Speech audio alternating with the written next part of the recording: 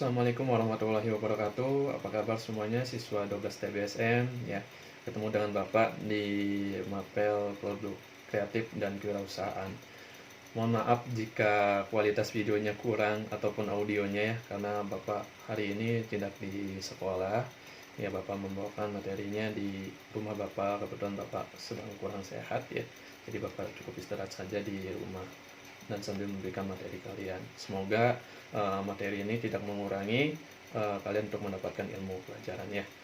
Nah, kali ini Bapak akan membahas tentang hakikat ya dan konsep produksi massal.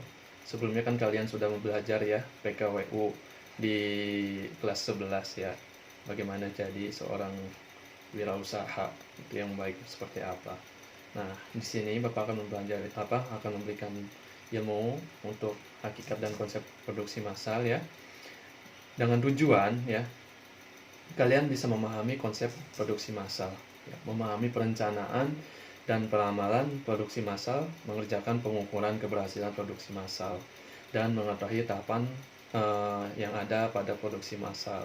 Nah, kalau bisa membicarakan produksi massal, ya, produksi massal ini kan istilahnya sudah besar ya produksinya dan sudah amat sangat banyak gitu yang kalian bisa produksi.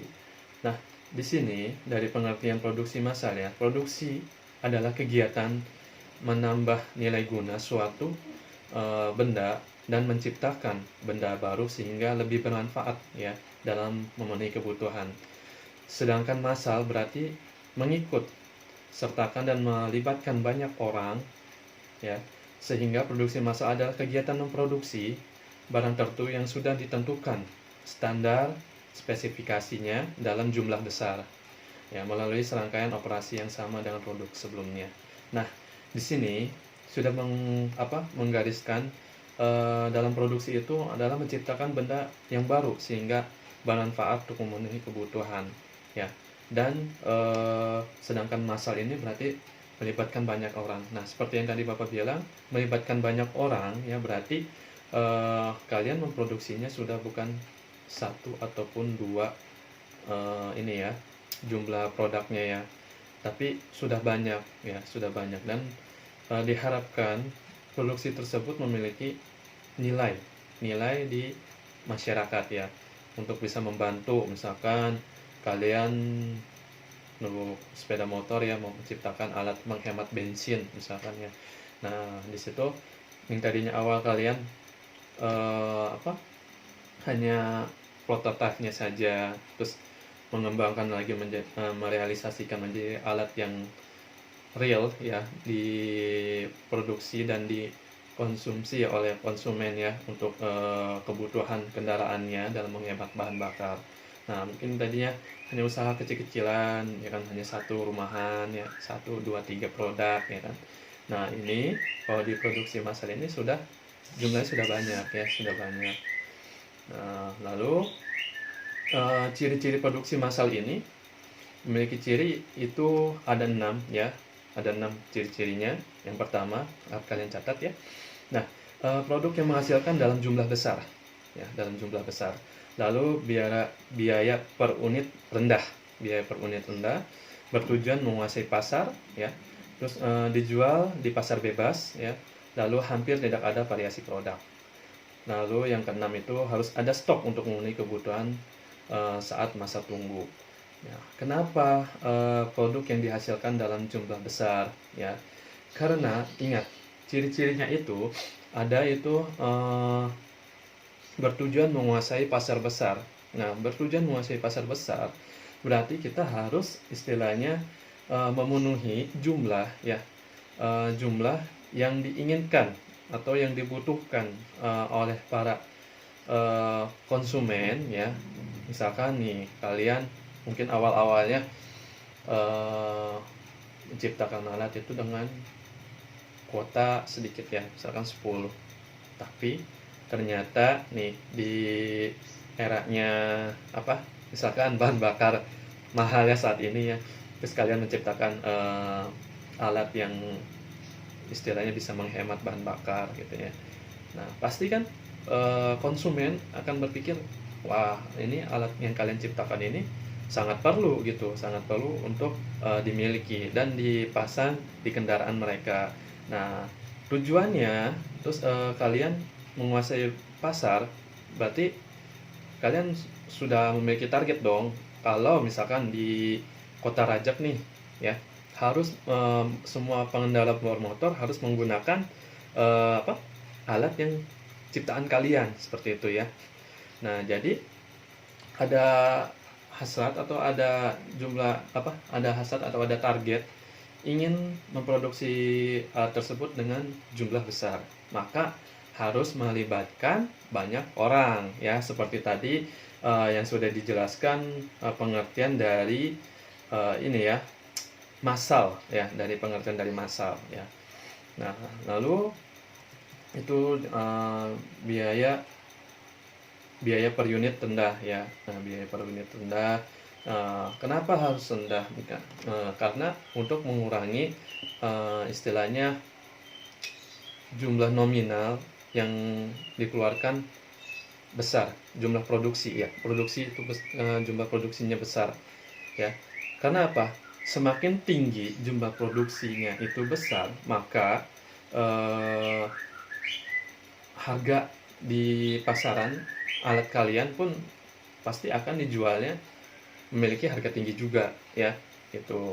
Nah, jadi produksi massal ini jumlah rendah ya kan, dibuat banyak ya kan, dibuat banyak dibandingkan kalian menciptakan satu gitu kan ya, yang mungkin bisa memiliki nilai harga yang produksinya itu tinggi gitu.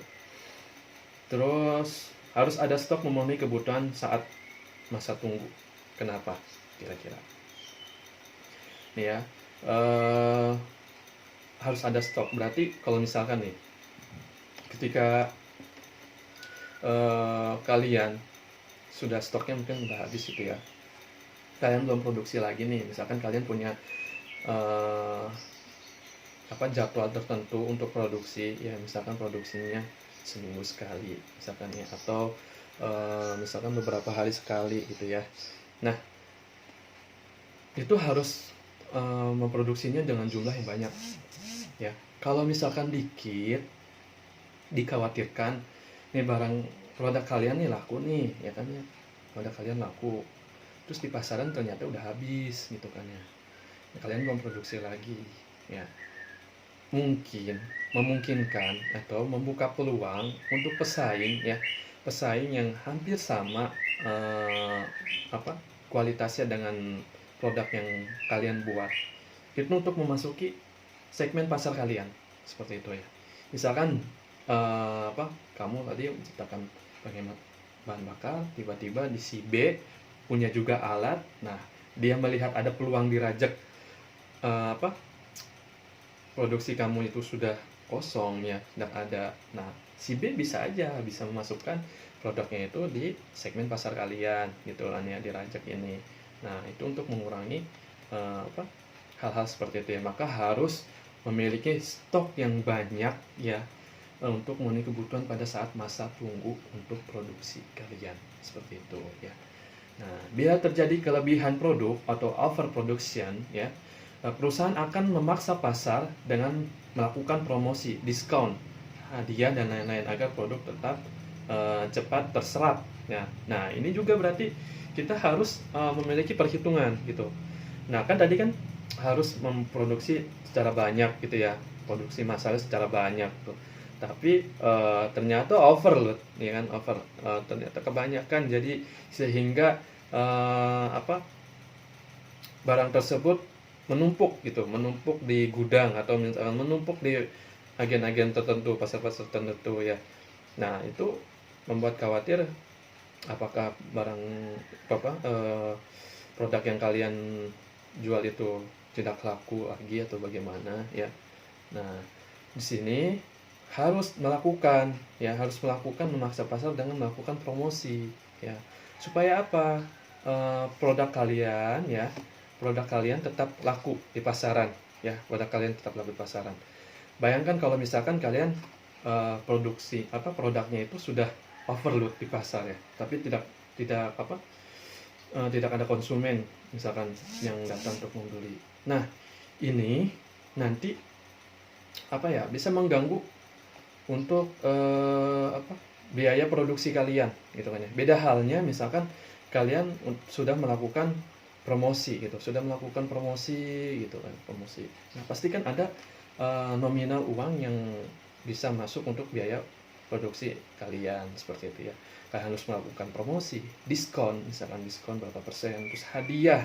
Nah, hadiahnya ini bisa dengan produk lain ya, istilahnya sudah menjadi mitra kerjasama untuk di produksi kalian. Lalu harganya dimurahkan ya, nah supaya produknya cepat dapat terserap ya, atau dibeli oleh konsumen. Nah, lalu ada kelebihan dan kekurangan produksi massal ya. Dalam kelebihan ya, di sini menghemat biaya seperti yang tadi Bapak bilang, menghemat biaya dibanding produksi massal ini lebih hemat dibandingkan kita memproduksi satu item gitu ya kan ya. Karena dalam perhitungan mungkin kita ketika kita membelikan membeli bahan ya secara banyak, mungkin kan si orang tersebut bisa memberikan harga yang jauh lebih murah dibandingkan kita membeli bahan sedikit gitu ya untuk produksi.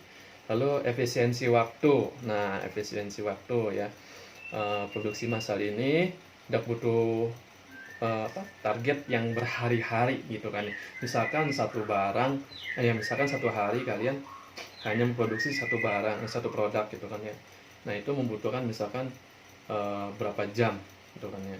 Nah, beda halnya dengan kalian memproduksi massal. Nah, produksi massal ini pasti menggunakan teknologi yang saat ini sudah berkembang ya, atau sudah canggih gitu kan ya. Nah, ini pasti teknologi ini akan memproduksi secara banyak gitu kan. Jadi akan menghemat waktu gitu, akan menghemat waktu produksi. Lalu ada tingkat keakuratan tinggi ya. Lalu ada tingkat produksi cepat ya, dengan produksi cepat dengan menggunakan teknologi produksi yang sudah mutakhir ya, sudah canggih saat ini gitu. Sedangkan kekurangannya ya, kegiatan produksi sangat kaku gitu, kurang beragamnya variasi produk, terus biaya mesin mahal, tidak ada jaminan produk akan laris di pasaran. Nah, ini ya, kalau misalkan tidak ada jaminan produksi akan laris di pasaran. Nah, ini mungkin menjadi yang satu dikhawatirkan ya oleh wirausaha ya, seorang wirausaha. Tapi kalau misalkan seorang wirausaha itu sudah memiliki karakter ya di produknya, unggulan ya, pasti kekhawatiran yang produk tidak dijamin laris di pasaran itu kan tidak harus dipikirkan oleh seorang wirausaha gitu kan ya. Nah gitu, terus kalian punya segmen pasar yang baik, konsep penjualan yang baik ya, strategi marketingnya ya, itu pasti kalian tidak harus khawatir.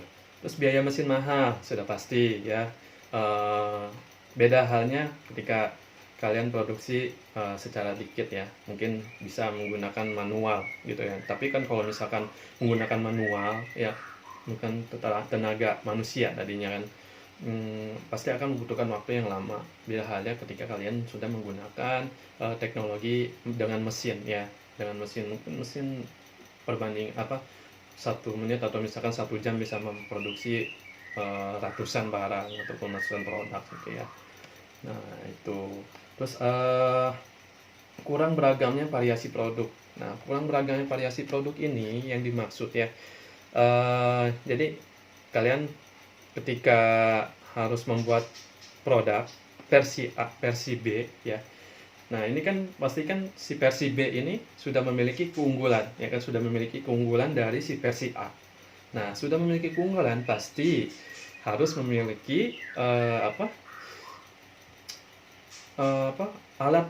alat yang baru ya, alat yang baru untuk produksi ya, alat yang baru produksi. Jadi akan memerlukan biaya produksi yang baru juga gitu. Nah, jadi kebanyakan ya orang ini ketika sudah memiliki teknologi terbaru nih ya, si A ada teknologi terbaru yang di B. Nah, maka biasanya di produksi A ini akan dihentikan. ya, dan kita mulai memproduksi versi yang terbaru, si B, gitu ya. Untuk apa? Menekan biaya pengeluaran dalam produksi, ya. Ketika kadang pasti konsumen akan memikirkan produknya sama, bentuknya sama, fungsinya sama, tapi ada keunggulannya berbeda, gitu kan ya. Nah, pasti kebanyakan orang akan membeli yang terbaru dong, dan yang lama akan ditinggalkan ya, gitu. Karena untuk kebutuhan konsumen gitu ya, dan pasti konsumen juga mengikuti perkembangan gitu ya. Tuh, lalu ada perencanaan produksi massal nih ya. Sini perencanaan produksi massal ada pengertiannya itu dapat diartikan sebagai proses memproduksi barang ya pada satu periode sesuai yang dijadwalkan melalui pengelolaan sumber daya seperti tenaga kerja, ya, bahan baku dan peralatan. Perencanaan produksi berguna untuk mengarahkan seluruh aktivitas rutin tenaga kerja. Ya, terus ada lagi ruang lingkup perencanaan produksi menurut Sukaria Simulingga ya pada tahun 2013 ya. Perencanaan produksi ini meliputi kegiatan-kegiatan yang berikut. Itu mempersiapkan rencana produksi ya, seperti yang tadi Bapak bilang, kalian harus memiliki rencana ya dalam produksi, membuat jadwal penyelesaian produk, terus ada merencanakan produksi dan pengadaan bahan dari luar ya. Terus menjadwalkan proses operasi setiap unit ya. Terus menyampaikan jadwal pada pemesanan. Nah, jadwal pemesanan. Nah, ini menyampaikan jadwal pada pemesanan ini untuk menstrategi jadwal produksi ya, jadwal produksi gitu ya. Karena kan misalkan kalian satu alat butuh 2 hari misalkan produksi gitu kan ya. Nah, kalian harus memiliki jadwal nih. Targetkan hari ini memiliki konsumen sebanyak sekian atau produk harus keluar sekian, seperti itu ya. Karena biar nanti pada saat kalian memproduksi tetap konsisten jumlahnya ya, tidak overload, tidak kekurangan, seperti itu ya. Jadi istilahnya kalau sekarang apa ya, pre-order mungkin ya, kalau itu ya. Jadi kita akan memproduksi ketika sudah ada pesanan ya, gitu. Lalu ada tujuan fungsi perencanaan produksi ya, yaitu ada tujuannya meminimalkan biaya serta memaksimalkan keuntungan ya, minimalkan biaya produksi dan maksimalkan keuntungan ya. Salah satu tujuan perencanaan produk massal yaitu meminimalkan biaya produksi dan memaksimalkan keuntungan. Lalu ada maksimalkan kepuasan pelanggan ya. Tingkat kepuasan pelanggan terhadap produk merupakan tujuan dari perencanaan. Semakin besar tingkat kepuasan pelanggan terhadap produk, maka semakin mudah kalian untuk mencapai keuntungan dan mencapai pasar yang luas ya. Tapi kalau misalkan semakin pelanggan tidak puas, maka akan semakin sulit kalian untuk mendapatkan keuntungan dan segmen pasar ya. Tuh, harus ada lagi minimalkan perubahan nilai produksi. Itu perencanaan produksi yang tepat akan menimbulkan resiko ya, kehilangan nilai produksi suatu produk. Contohnya, perusahaan bahan baku di gudang harus diproduksi sesuai dengan jadwal-jadwal yang telah ditentukan ya. Terus ada lagi minimalkan perubahan ya tenaga kerja. Perencanaan produksi yang baik juga akan menentukan berapa banyak jumlah tenaga kerja yang ikut serta dalam melakukan produksi produk kalian ya. Terus dengan perencanaan yang berkaitan dengan tenaga kerja tersebut, maka biaya tenaga kerja pun bisa diminimalkan gitu kan ya.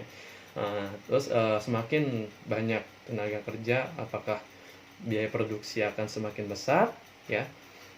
Terus apakah harus menggunakan tenaga kerja yang sedikit saja namun memiliki teknologi yang bisa memproduksi massal gitu kan. Nah, terus ingat ya, tenaga kerja ini kalian nggak bisa istilahnya minimalkan ataupun memaksimalkan. Tetap harus sesuai dengan kebutuhan untuk produksi kalian ya. Misalkan untuk seorang alat gitu ya, pemegang alat ya produksi. Terus ada juga untuk quality control ya, mengeceknya ya kan. Pasti juga membutuhkan operatornya ya. Ada maksimalkan perlengkapan dan inventaris publik dengan perencanaan produk yang baik, berarti pengguna perlengkapan yang terdapat dalam pabrik pun dimaksimalkan. Nah ya, seperti itu ya. Nah, oke, mungkin itu dari Bapak ya, penjelasannya ya. Di sini kalian harus tahu ya, produksi massal itu seperti apa sih tujuannya produksi massal, dan bagaimana kalian harus diterapkan ya, harus menerapkan pada saat produksi massal produk kalian gitu ya. Oke, gini, sekarang ada tugas ya. Kalian dengarkan ya, sebuah perusahaan melakukan produk massal dengan alasan menghemat pengeluaran dan juga efisiensi waktu. Dengan adanya produksi massal, pekerja yang tadinya dilakukan tenaga kerja kini dilakukan oleh mesin. Menurutmu, apakah hal tersebut akan mengganggu penyerapan tenaga kerja? Ya, itu ya. Tadi yang Bapak bilang ya, apakah kalian harus memilih tenaga kerja yang banyak atau kalian harus memilih dengan teknologi terbaru gitu ya. Tuliskan pendapatmu mengenai kelebihan dan kekurangan produksi massal juga ya. Tuliskan pendapatmu dalam kertas, lalu kemudian kirimkan di pesan Edmodo ya. Nanti Bapak akan upload di Edmodo, oke. Assalamualaikum warahmatullahi wabarakatuh. Tetap semangat.